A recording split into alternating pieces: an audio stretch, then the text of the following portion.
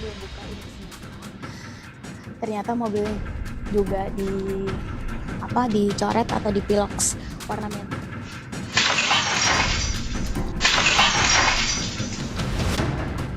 Aksi teror dan ancaman kematian menimpa sejumlah influencer dan aktivis pada akhir Desember 2025. Komisi Kepolisian Nasional atau Kompolnas mengecam tindakan tersebut dan mendesak polisi segera mengungkap pelakunya. Serangkaian teror diterima sejumlah konten kreator dan aktivis pada akhir tahun 2025. Salah satunya dialami Raymond Doni Adam atau DJ Doni. Korban menerima teror 2 kali pada 29 dan 31 Desember 2025. Bentuk teror bermacam-macam, mulai dari paket berisi bangkai ayam dengan ancaman tertulis hingga aksi pelemparan bom molotov ke rumahnya.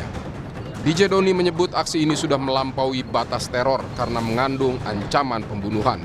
Ia pun langsung melaporkan kejadian tersebut ke polisi. Buka di dalamnya itu jadi ada kertas 3 lembar ancamannya jika kamu masih bersuara di media sosial, nasib kamu akan seperti ayam ini. Kalau bisa dibilang nih, ya ancaman pembunuhan sebenarnya bukan teror lagi. Tanggal 31 dini hari pukul 3:12, ada 2 orang berjalan dari arah taman sana. Berjalan pelan-pelan, satu menggunakan jas hujan warna hijau, satu lagi cuma pakai jaket hitam. Sampai ke depan rumah saya, terus dia mundur lagi, terus dia melempar bom molotov.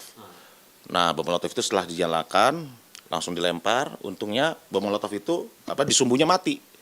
Lempar mengenai ini. Kenanya kemana itu? Boleh dijelaskan dulu posisi persisnya dari mana? Ke tembok sini. Oke. Di tembok sini, terus kacanya pecah. Kena mobil, kacanya ini masih ada nih. Ini masih ada butirannya nih, butiran kacanya nih, pecahan kacanya. Terus sumbunya ke bawah. Dengan ditemukannya pelaku ini, semua jadi clear. Jadi masyarakat bisa percaya penuh kepada penegakan hukum di Indonesia. Komisioner Kompolnas menyesalkan aksi teror tersebut. Menurut Kompolnas, teror dan ancaman kekerasan merupakan tindakan yang bertentangan dengan prinsip demokrasi dan kebebasan berpendapat. Kompolnas mendesak polisi bertindak cepat dan serius mengungkap kasus ini. Ya, apapun motivasi, apapun bentuk dan tujuan dari teror tersebut, itu merugikan kita semua. Apa yang mereka lakukan itu bagian dari hak yang dilindungi oleh konstitusi kita, dilindungi oleh undang-undang kita, dilindungi oleh prinsip-prinsip hak asasi manusia. Oleh karenanya penting ya kepolisian untuk mengungkap siapa pelaku di balik aksi teror ini dan siapa di balik dalang ini. Tak hanya DJ Doni, influencer Sherly Anavita juga mengaku mengalami teror. Melalui media sosial, Sherly menyebut menerima kiriman telur busuk dan kendaraannya menjadi sasaran vandalisme. Teror serupa juga menimpa manajer kampanye iklim dan energi Greenpeace Indonesia, Iqbal Damanik. Sejumlah korban menyebut mereka kerap menyampaikan kritik terkait penanganan bencana di Sumatera. Mereka mendesak aparat segera menangkap pelaku dan mengungkap motif di balik aksi teror tersebut. Tim Liputan, Kompas TV.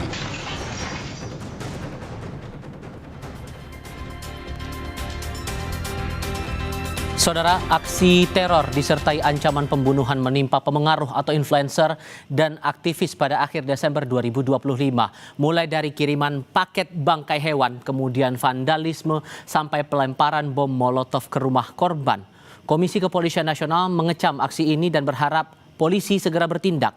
Namun masih menjadi pertanyaan publik seberapa serius penanganan kasus teror ini dan apa motif sesungguhnya di balik serangan terhadap mereka yang kritis berpendapat.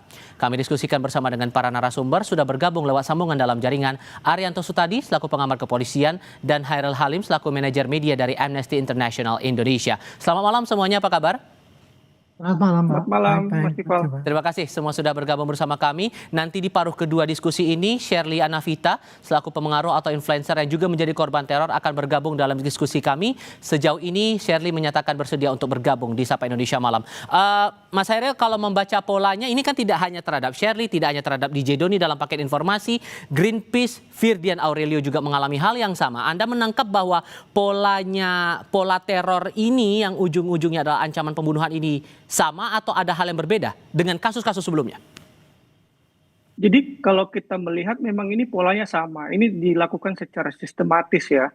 Jadi menarget mereka-mereka yang kritis terhadap pemerintah. Ya, ini yang menjadi pertanyaan, kenapa orang-orang yang kritis kepada pemerintah ini menjadi target serangan, bahkan teror yang sangat serius.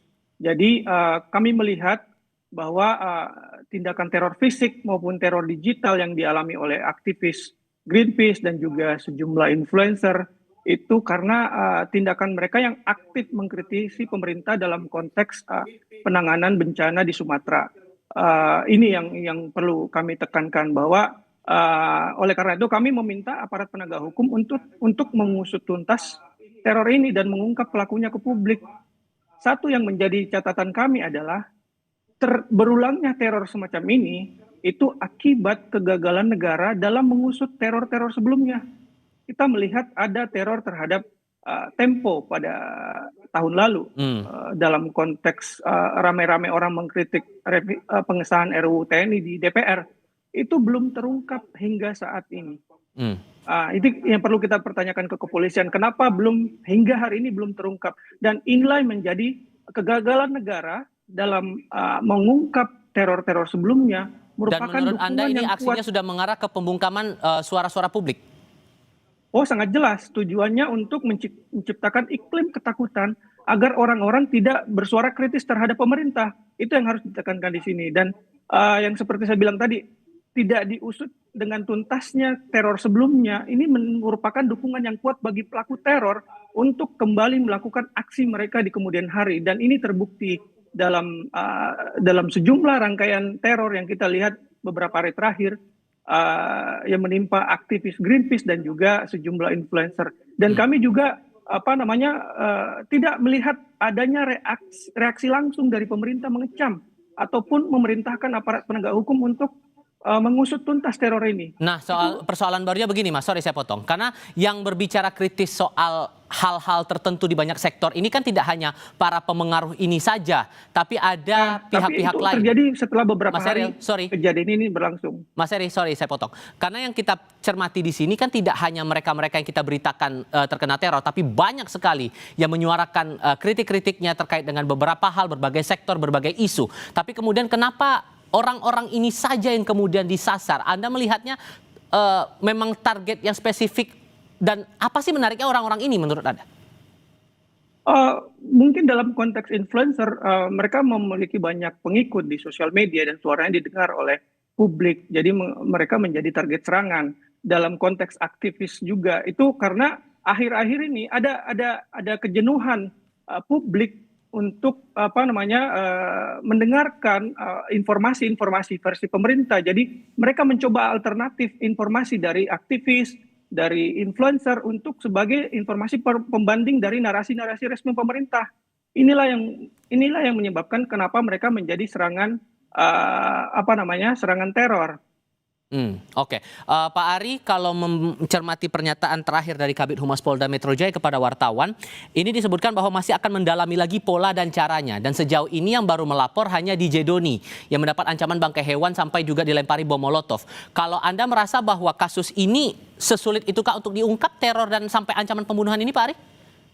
Ya, ini kalau ancaman teror model-model kayak gini ini ya, dari pengalaman saya itu memang sangat sulit untuk mendeteksinya ya. Dalam hal apa yang paling sulit ya, Pak?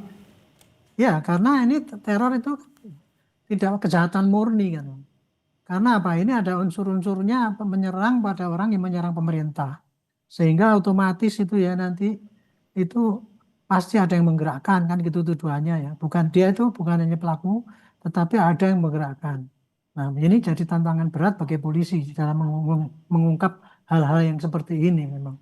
Dan kemudian sekarang saya sudah tanyakan ke Polda Metro juga, saya tanya masih dalam penyelidikan. Artinya polisi belum mendapatkan data-data awal untuk mendeteksi kurang lebih siapa pelakunya gitu. Jadi inilah kesulitan ya penyidik itu, karena kalau untuk menyidik itu kan minimal harus mendapatkan alat bukti ya, alat bukti ataupun fakta-fakta yang bisa mengarah kepada apa yang terjadi dan kemudian siapa pelakunya Nah, barulah itu nanti bisa ditangkap pelakunya gitu. Tapi kalau membaca Nah, di sini- polanya sampai menyasar ke influencer seperti ini, Pak Ari, menurut Anda polanya terbaca bahwa aksi ini dilakukan oleh dalang yang sama atau enggak, Pak? Nah, kalau saya lihat sasarannya ini ya, teroris itu selalu mencari sasaran yang mudah didapat, tetapi efeknya besar untuk menimbulkan ketakutan gitu. Nah, itu sudah gitu dipilih. Jadi ini mesti influencernya mesti dipilih yang memang pengaruhnya gede gitu ya, sehingga menimbulkan kengeriannya tuh besar juga gitu. Itu model daripada ataupun ciri-ciri daripada perbuatan teror itu. Gitu. Dan ini juga kita juga tidak boleh gegabah ya, karena belum tentu juga ini ya. Memang itu ada kayak gitu model kayak gitu. Tetapi masih banyak kemungkinan. Ini juga bisa disuruh oleh orang yang ingin menimbulkan kegaduhan ya, supaya pemerintah itu tidak dipercayai oleh masyarakat ya, tidak mampu melindungi, dan itu ya ada kemungkinan juga. Nah, disinilah polisi ditantang, jadi harus all out force ini. Karena kalau sampai tidak, seperti tadi Pak Halim mengatakan kan, jadi kita seakan-akan tidak mampu melindungi masyarakatnya, sehingga akhirnya ya ditiru oleh pelaku-pelaku yang lain. Kecurigaan Anda ini terorganisir atau aksi individual saja nih, Pak? Kalau saya sementara sih nggak mungkin aksi individual, Pak. Nggak mungkin. Karena itu yang disasar kan orang-orang yang itu tadi, menyerang pemerintah. Jadi itu suatu target yang empuk untuk menimbulkan kekacauan juga bisa. Dan kalau mungkin juga dari aparat pemerintah yang mungkin risau gitu ya, sehingga dia menyuruh orang lain untuk bikin kayak gitu supaya berhenti orang itu. Yang tujuannya Itu ingin membuat resah kemungkinan masyarakat bisa. ya, Pak? Iya, Pak. Artinya gini, itu kan dengan berita-berita kayak gitu kan pemerintah kan merasa terusik ya. Karena kan merasa dikritik terus gitu. Makanya untuk menghentikan orang seperti ini kan nggak mungkin gitu. Baik. Kalau dengan cara dilarang nggak mungkin ya, paling diancam dengan teror itu. Itu Baik. bisa jadi terjadi seperti itu. Oke, Tapi Mas belum Hairil. tentu kayak gitu ya. Mas Hairil, Anda sependapat soal itu? Apakah ini aksinya terorganisir atau ini gerakan individual saja?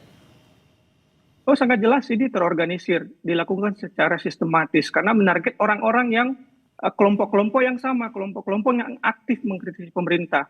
Jadi kita publik tidak bisa cegah untuk berpikiran bahwa pelakunya adalah orang yang sama dan dilakukan secara sistematis karena menarget orang-orang yang kritis dalam konteks penanganan bencana di Sumatera ini. Dan kita juga melihat ada beberapa imbauan dari pemerintah beberapa waktu lalu untuk tidak mengekspos kekurangan pemerintah di publik dalam konteks penanganan bencana. Apakah ada hubungannya dengan ini? Kita tidak tahu. Ini makanya menjadi tugas bagi kepolisian untuk mengungkap ini, siapa dalangnya.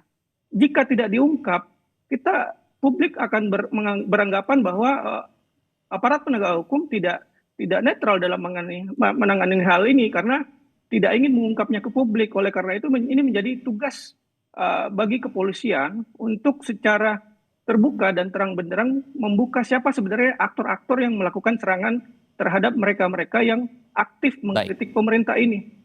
Oke. Kalau kemudian betul negara kita menerapkan yang namanya setiap orang bebas untuk berekspresi dan semuanya bisa berpendapat, maka bentuk perlindungan seperti apa yang harus diberikan terutama mereka-mereka, para influencer atau para pemengaruh atau kreator konten di media sosial yang kerap menyampaikan pendapat kritisnya lewat media sosial. Kita akan bahas itu di segmen berikutnya. Tetap bersama kami.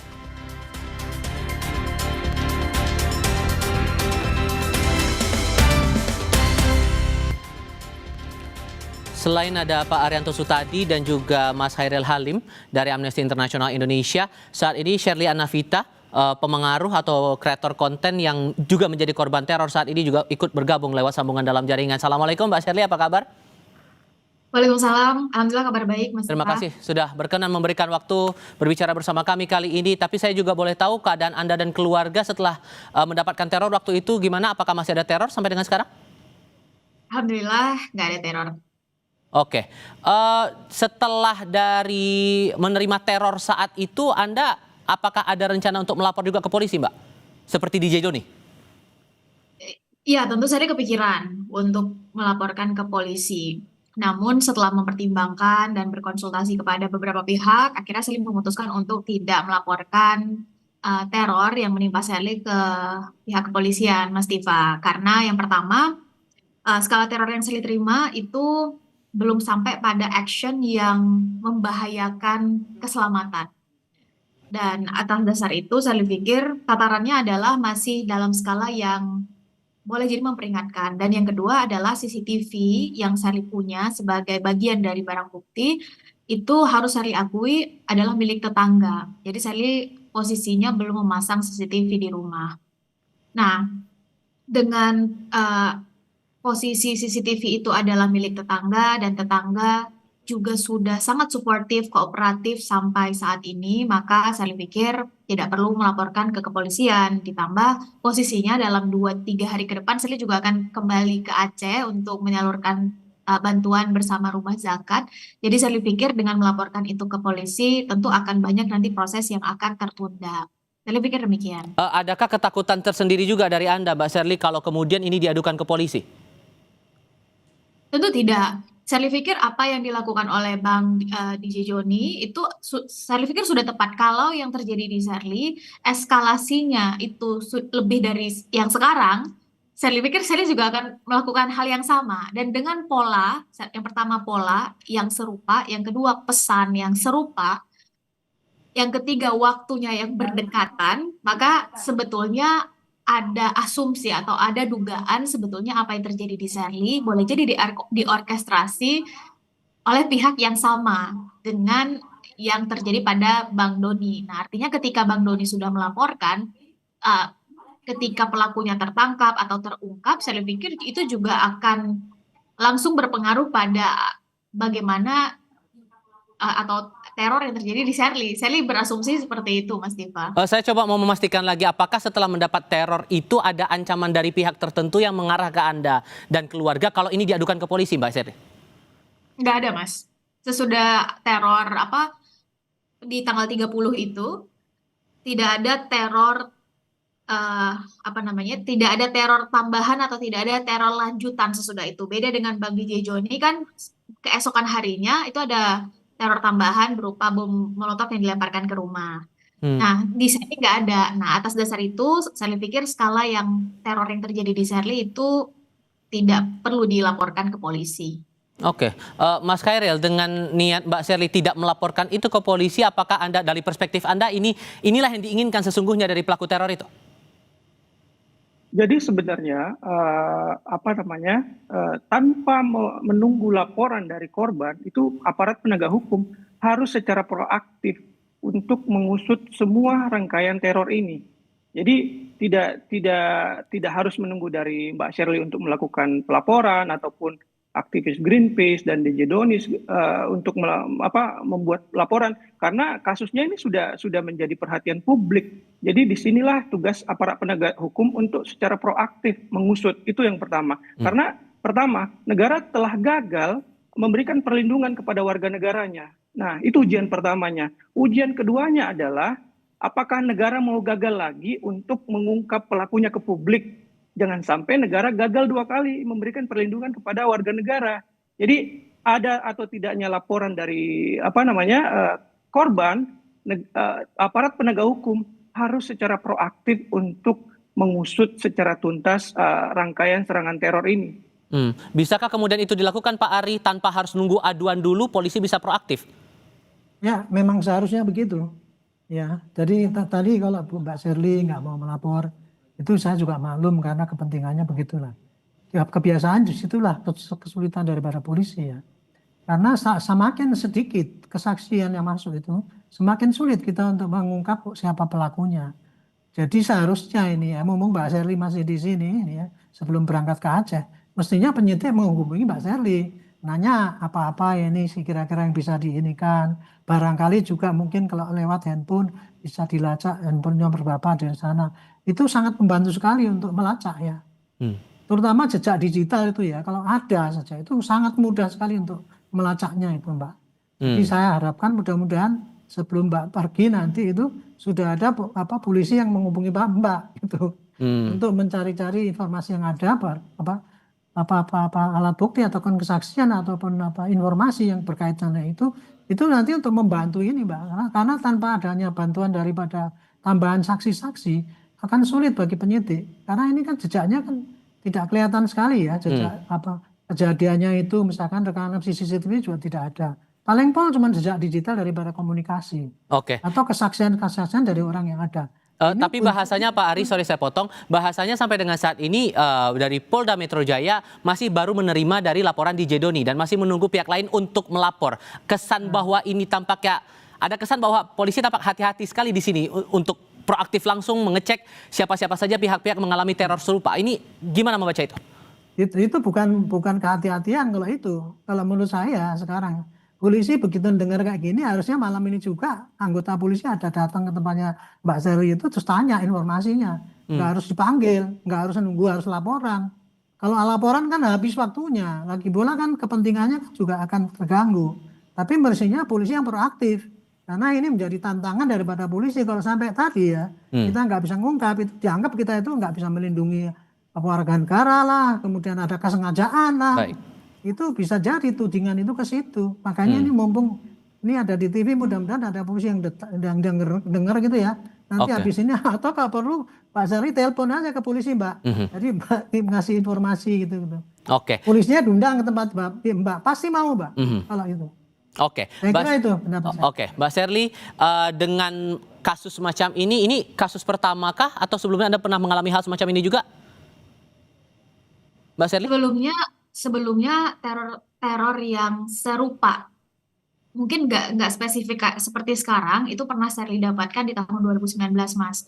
Sherly ingat saat itu Sherly ikut hadir memberikan pendapat atau opini atau pandangan terhadap pemindahan ibu kota di salah satu stasiun televisi, di salah satu program di salah satu stasiun televisi. Nah, sesudah itu nggak lama kemudian, memang Sherly mendapatkan kiriman tanpa nama tujuan, nama penerimanya, dan yang mengirim gitu. Hanya saja karena memang mencurigakan, jadi ya Sherly nggak mencoba untuk membuka. Akhirnya itu Sherly berikan kepada Satpam dan ya udah akhirnya itu ditindaklanjuti oleh Satpam. Dan kalau kiriman yang kedua adalah kalau DM, kalau WhatsApp atau nomor-nomor doxing gitu, itu Sherly pikir itu rutin dalam 5 tahunan belakang itu rutin terjadi. Tapi kalau yang aksi langsung ke rumah itu hal serupa pernah Sherly dapati di tahun 2019 saat memang cukup vokal menyampaikan pendapat atau opini terkait satu kebijakan tertentu di masa presiden tersebut. Oke, dengan membaca pola ini momentum dari teror itu muncul setelah Anda menyampaikan pendapat, Anda beropini, Mbak Sherly, Anda merasa butuh perlindungan tidak? Bentuk perlindungan seperti apa yang diharapkan? Karena ya balik lagi kalau pakai pengantar saya di segmen sebelumnya, kalau betul negara kita punya kebebasan berekspresi untuk setiap orang, punya kebebasan berpendapat, maka bentuk perlindungan apa yang Anda harapkan itu bisa diberikan?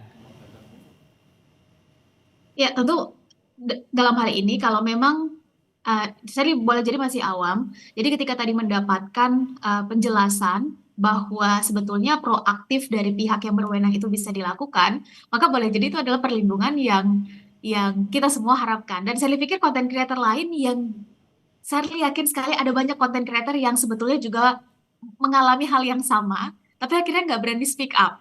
Nggak berani mengangkat itu karena khawatir konsekuensi logis dari ketika mereka mengangkat itu otomatis akan diketahui oleh banyak pihak gitu, dan kemudian ada yang nanti mengartikan bahwa boleh jadi ini settingan atau ada pihak ketiga yang memancing di air keruh dan lain-lain. Nah, untuk itu tentu proaktif dari pihak yang berwenang tadi sebagaimana Bapak sampaikan itu adalah perlindungan yang paling pertama. Yang kedua adalah kalau di dalam rentang 1 bulan terakhir, Sherly harus akui pola nada pesan dan waktu yang berdekatan ini membuat sebetulnya ada asumsi kalau yang dilaporkan oleh Bang Doni ini bisa terungkap, maka itu bagi Sherly adalah sebuah perlindungan bukan hanya bagi Sherly, tapi bagi masyarakat lain juga bahwa ya kita cukup aman ketika menyampaikan bahwa kita butuh untuk ini diusut tuntas. Gitu. Baik. Sherly pikir itu. Oke, singkat untuk Bapak-Bapak sekalian masing-masing. Pak Ari, menurut Anda perlindungan yang paling ideal apa kalau untuk kasus macam ini? Ya, perlindungan yang paling ideal adalah kepada yang bersangkutan dijamin bahwa dia tidak akan diganggu. Dan yang kedua, dijamin ada komunikasi terus sehingga setiap ada apa perkembangan tuh aparat bisa ikut melindungi. Kalau tidak ada komunikasi kan percuma nanti. Jadi bagaimana kita janji mau melindungi orangnya aja nggak tahu, nggak bisa dihubungi gitu. Jadi Baik. Saya terima kasih Mbak Sali tadi menyatakan gitu ya. Kalau bisa tolong Mbak teleponnya Mbak kasih saya lewat Mas Tifa. Nanti saya akan teleponkan pada anggota saya, polisi yang masih dinas untuk menghubungi Mbak gitu. Sehingga Mbak nggak usah repot-repot dipanggil atau melapor.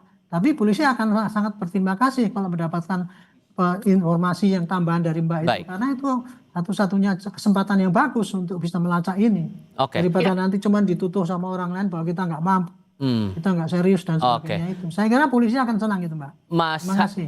Mas Hairil, menurut Anda perlindungan seperti apa yang harusnya bisa didapatkan para aktivis dan pengaruh atau siapapun pihak yang bersuara kritis tentang berbagai hal di publik? Ada dua. Pertama adalah perlindungan keamanan bagi mereka-mereka yang telah mengalami serangan, baik dari aparat penegak hukum maupun dari lembaga-lembaga terkait, misalnya seperti Komnas HAM, LPSK. Itu adanya support dari mereka itu sangat comforting bagi para korban, dan juga memastikan keamanan bagi aktivis dan maupun influencer lainnya agar tetap aman dalam bersuara. Yang kedua adalah jaminan akan penegakan hukum yang tegas terhadap aksi teror ini. Jangan sampai aksi teror ini tidak diusut tuntas seperti teror-teror sebelumnya, dan akhirnya menimbulkan teror-teror baru kepada aktivis maupun konten kreator di masa-masa yang akan datang. Itu menurut saya yang paling penting untuk dilakukan oleh lembaga penegak hukum maupun dalam konteks ini lembaga penegak hukum maupun lembaga-lembaga terkaitnya. Baik, Mas Hairil, Pak Arianto Sutadi, Mbak Shirley, terima kasih banyak sudah meluangkan waktu berbicara bersama kami kali ini. Harapan kita sama-sama bahwa ini jangan sampai terulang kembali, semua punya hak untuk bersuara.